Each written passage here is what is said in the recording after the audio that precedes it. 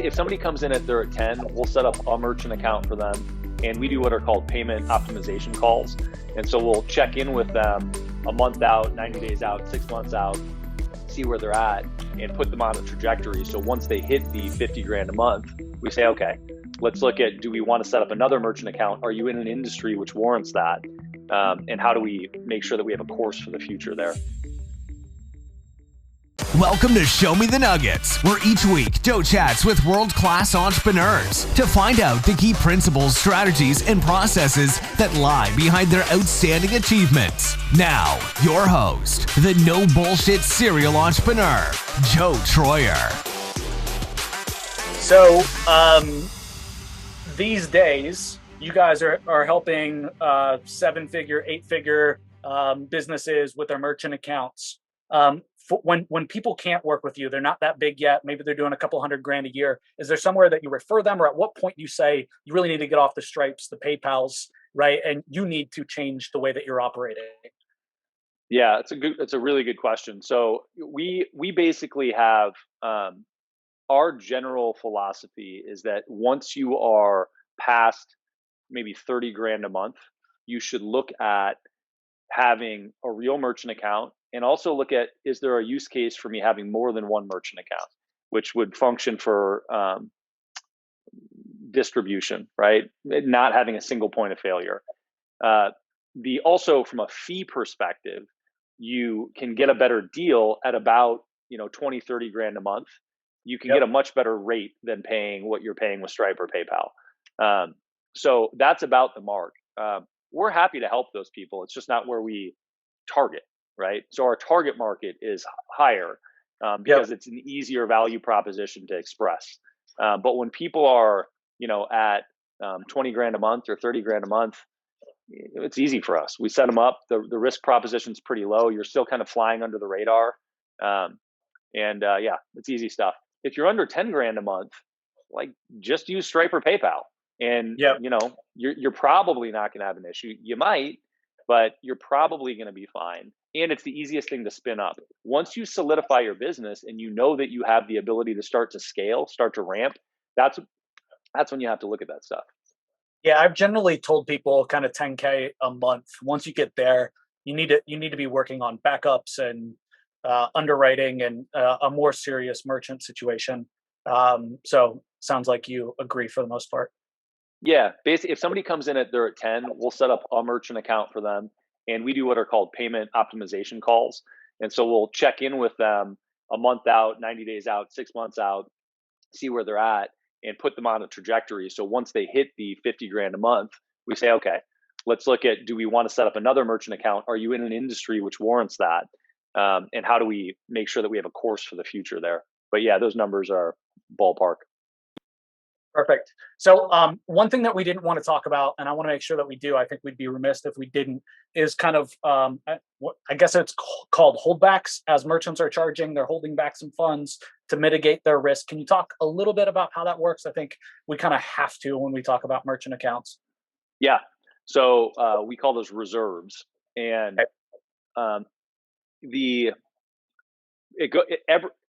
everything goes back to either fraud or chargebacks, which can be the same thing. But we look at everything in terms of how do we protect risk against chargebacks, because if the business is gone, we have to pay them. Or if the business is open, but the chargebacks get too hot, we get fined, right? It all revolves around the same idea. So one mechanism for credit card processing companies to control that risk is to put money into a reserve.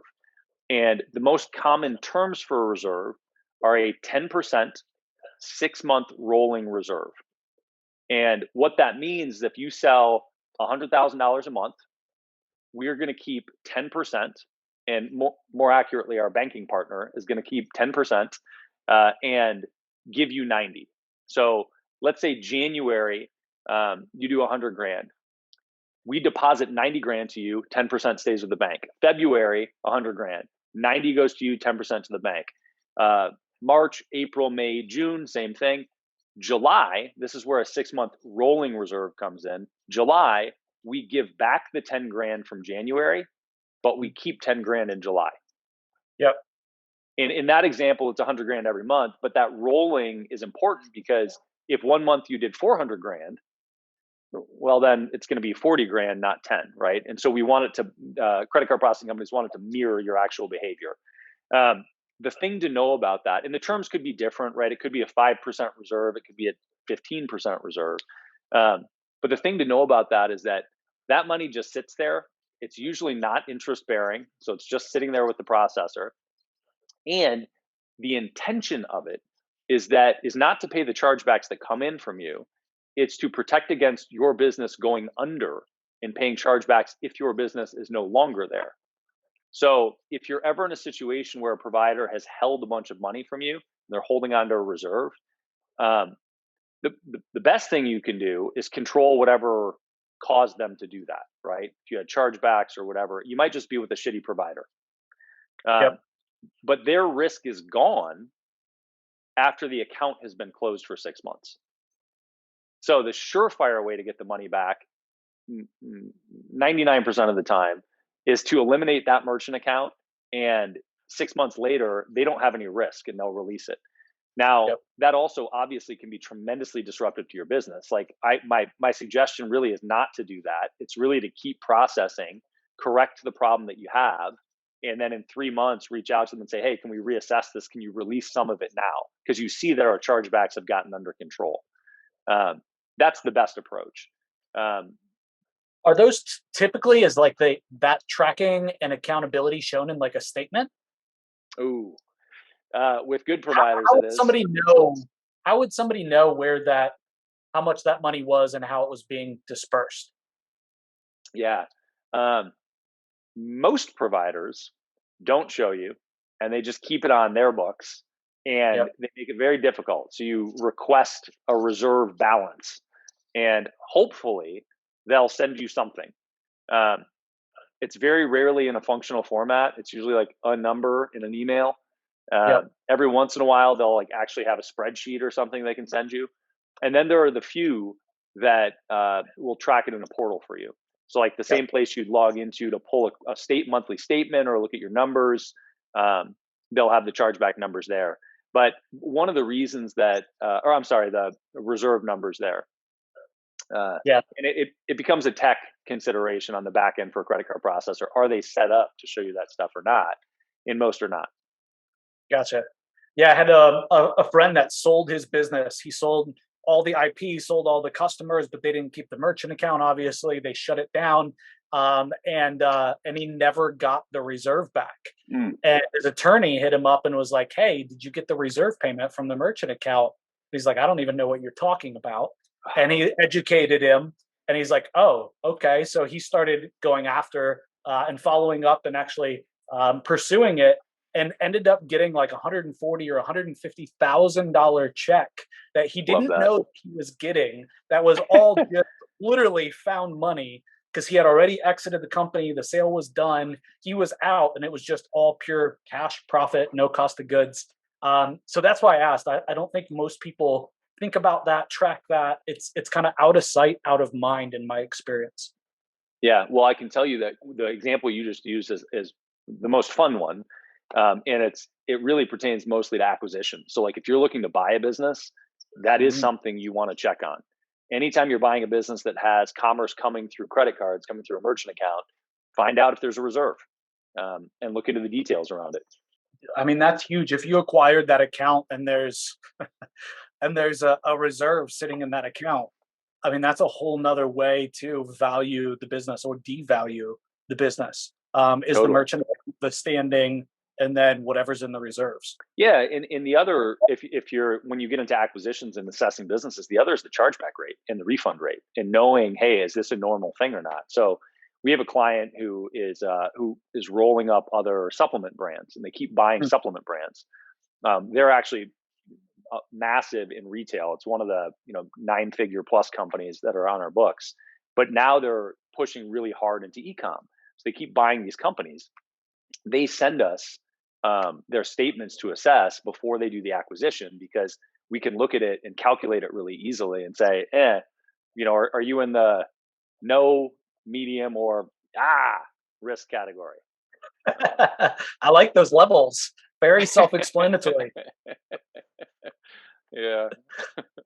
Love it. No, that's a great takeaway. And I would have thought about doing that in due diligence, the chargeback rate, the refund rate, but never for the life of me would have considered looking at the holdbacks and that rolling reserve. That's a nugget for sure. Hey, real quick, before we dive into the rest of this episode, real quick, I promise my team and I would like to personally thank you, our audience, yes, you listening right now, for all the amazing support that you guys have been giving the podcast. The growth has been just crazy, and I want you to know that we're super, super appreciative to you. So we've been trying to think of something cool that we could do to give back to our audience, to give back to you guys. And I think we've come up with something that's really, really unique. It's something that's special. So here's the thing.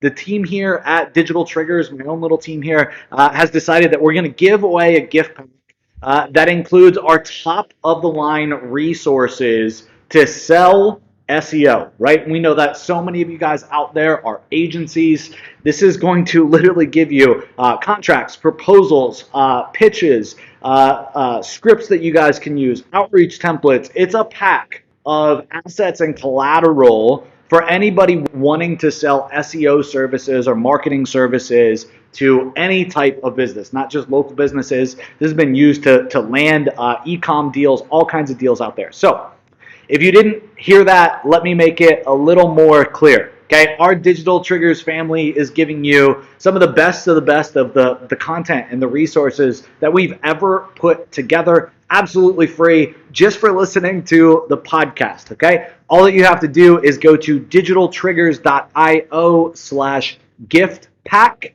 And you are good to go, folks. It is that simple. We'll make sure that this page is up and ready for you guys by the time this episode airs. And with that being said, let's get back to the episode.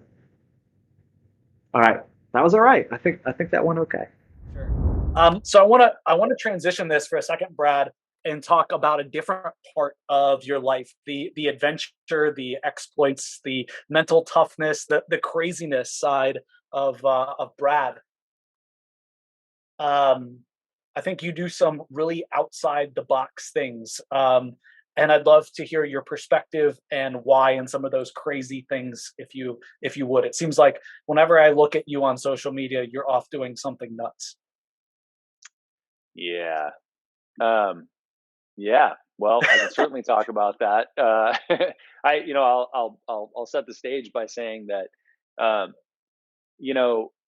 when I meet people in general and they're like, "What do you do?" That question, it still bothers me a little, but it used to bother me so much because I'm like, "You don't really fucking want to know what I do. What are you talking about? Like, come on, Yeah. it's just this annoying. Let's skip this part, right?"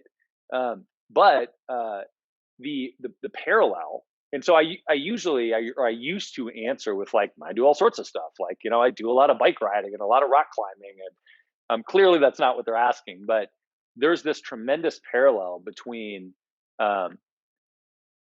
entrepreneurship and specifically finance and risk assessment over here, and the risk assessment that's related to adventures. And there's a question of, hey, how far can you push it, and how do you calculate the appropriate risk and control Life insurance companies must love you, man. it? Well, whenever I get on the phone with an underwriter of any kind, I have to set the stage, and I'm like, I'm looking out for your best interest too, buddy. Yeah. Before we go any further, let me just tell you, this is my life. I get it. Yep. So Yeah. I know that you climb. I know that you ride bike, like cross country, some crazy things like that. Is it the thrill of the chase? Are you just an adventurist? Help me understand where that all comes from or stems from. I used to think so. I think there are a couple of valuable frameworks in life for helping to understand people, and one of Tony Robbins' frameworks is your core needs, your core values that you're chasing, what you're going after. And I think I am seeking variety on a routine basis.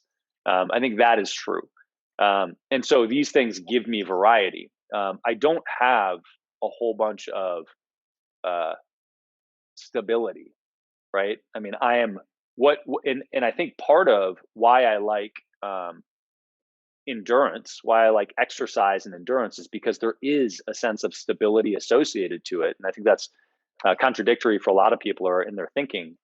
But I know that if I go do this thing, I'm going to get this outcome. I know that if I go lift weights for an hour, it's going to feel like this and I'm going to get to this place. I know that if I go run for an hour, I'm going to feel this way and get to this place. And so it accomplishes, I think the training element accomplishes some of that stability and regularity for me. But the rest of it, the like, how far can I push past my baseline thing? What is going out and running for 12 hours feel like, or 15 or 20? Those things, when I do a deep dive and look at what actually is important there and what's actually relevant, it's about relationships. So, I like to go on these adventures, not because I'm seeking adrenaline, but because in the moment, I am building a relationship with myself and or with the people that I'm with in a very unique way that happens with certainty. It is going to happen, or you're going to repel people. Yeah. And also, you're creating a story in the future that helps build relationships, right? You get to talk about it again and say, hey, this is my experience. And so I think that at the core, that's a big part of it, outside of a litany of other lessons that you get. But it's a mechanism to build relationships for me. That's awesome. I love the variety aspect.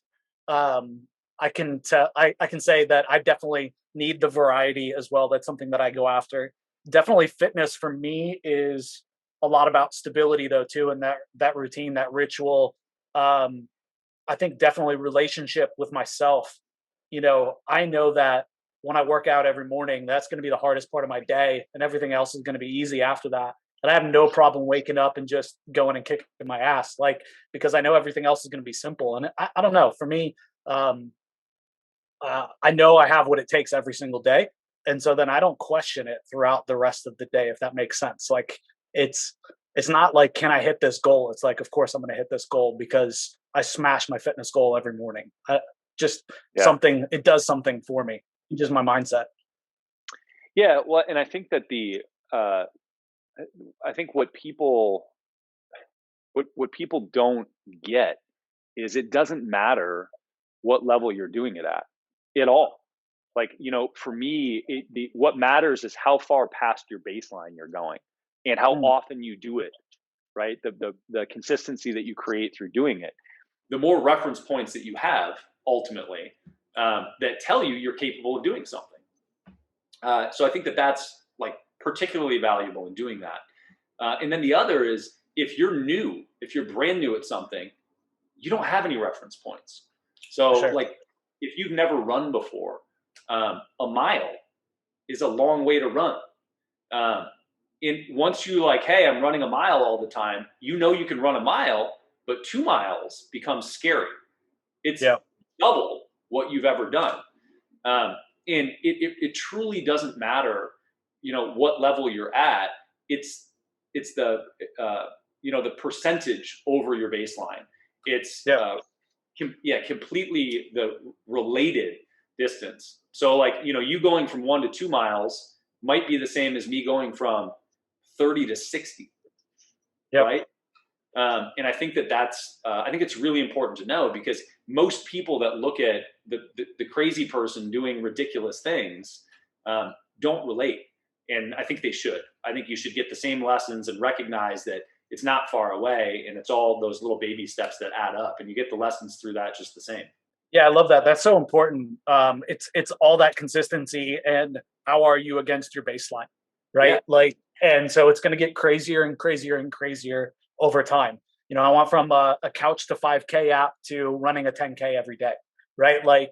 And then it was on to a different challenge. So I find personally, I get bored really easy. And so I have to mix up the challenges. Are you like that, or do you stick with stuff longer? Some of both. I think that if I'm feeling complacent, I'll go back to just making one of the routine things harder. And but I think it's there's some deep-seated issues probably that lead me to this, but I tend to go back to the same things I've done. But it's an excuse, and it doesn't make it easy. It just makes it a little easier than starting from scratch. Gotcha. So, for example, going into COVID, going into the lockdown, I was running I was going out and doing 20, 25 plus mile runs on Saturdays. And I was getting ready to do a couple 50-mile runs. And then COVID hit and I got sick. And I was like, you know what? Running's fucking terrible anyway. I quit. I'm done running. And I literally for, a year, didn't run at all. You can't just go back out and do it again. But that was an example of when I wanted to do something, I thought, oh, okay, let's start with that. Let's get the baseline back up again. And just like any other reference point, I have now gone from the couch back to a number of times. I've gone into training mode for significant stuff. So now I know what that feels like. There's some comfort in that.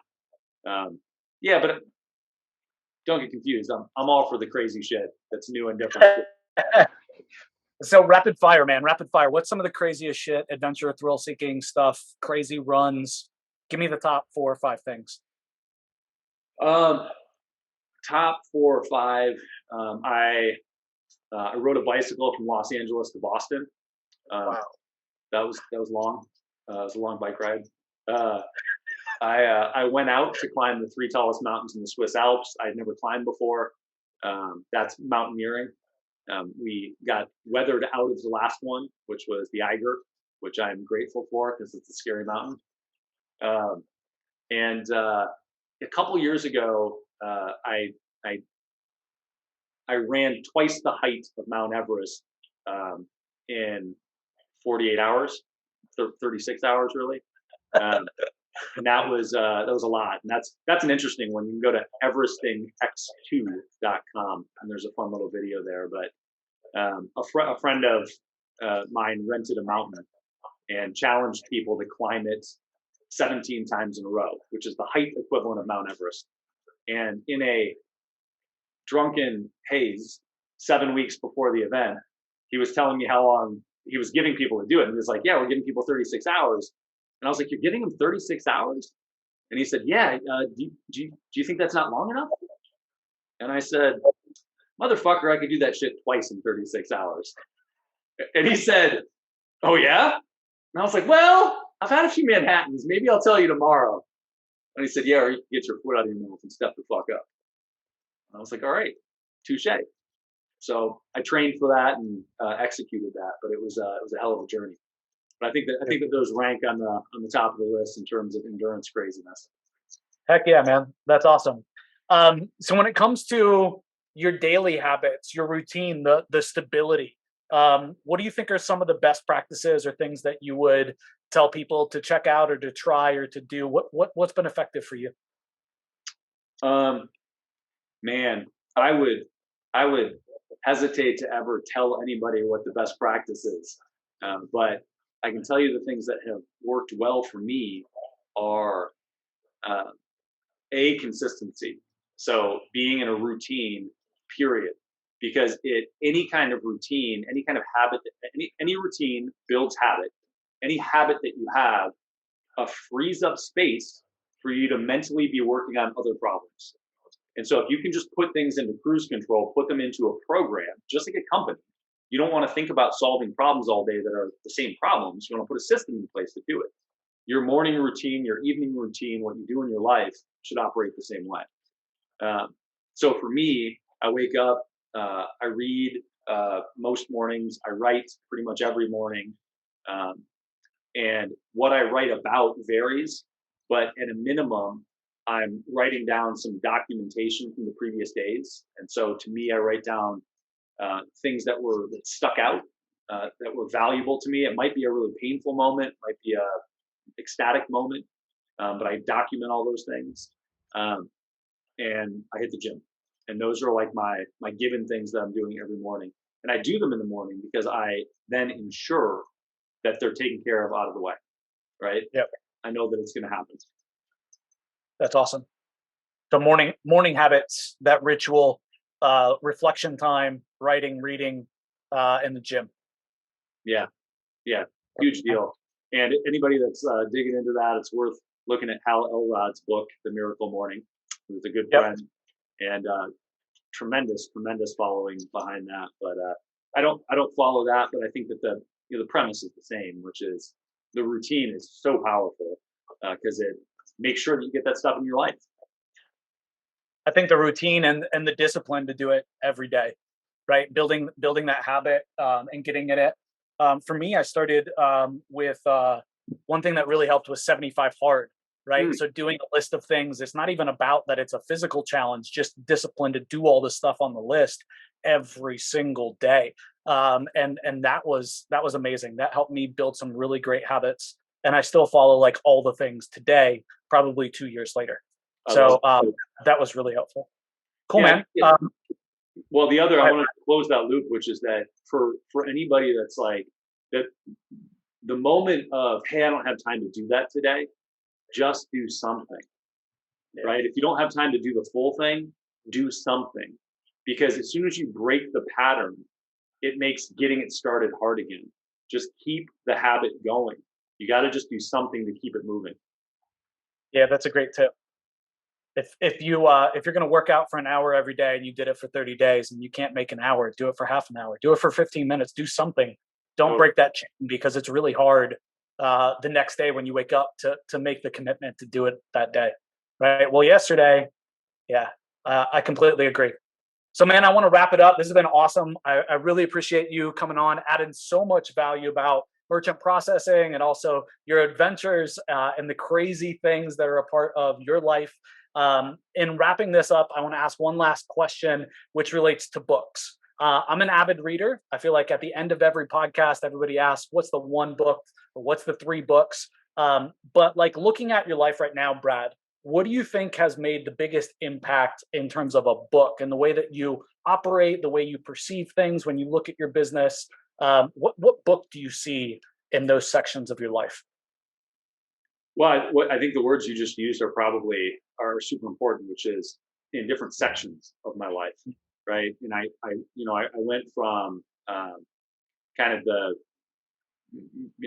entrepreneur's canon of books, which are like Think and Grow Rich, 7 Habits of Highly Effective People, How to Win Friends and Influence People, and it's gone through different phases, Rich Dad, Poor Dad stuff.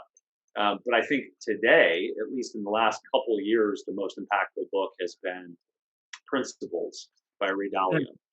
And I think one of the reasons for me that it's been so powerful is he didn't write a book. He has been building a list of principles that he wanted to operate his life from, both his personal life and his business life. And he's been honing that set of principles for his entire life, for 50 years. And so there's a lot of wisdom in that. And for context, he has one of, if not the most successful hedge fund company in the world. And brilliant, very deliberate, disciplined person. But I mean, you can pick it up and get, 10 actionable nuggets in 3 pages. And it's just dense with stuff that you can do. Yeah, it's a great book, great resource. Definitely highly recommend Principles by Ray Dalio. We will make sure, Brad, and link up all your social and also Easy Pay Direct in the show notes, man. I really appreciate you being here. Thanks for adding so much value, and can't wait to see you soon in LA. Likewise, man. Looking forward to it. Thanks for tuning in and Show Me the Nuggets. If you've been enjoying the podcast and find our content helpful, please visit our Apple Podcast page, hit the subscribe button, and leave us a review. Joe and the whole team have been working hard to bring more value to the show. Your feedback will go a long way in helping us make the show better and reach a wider audience.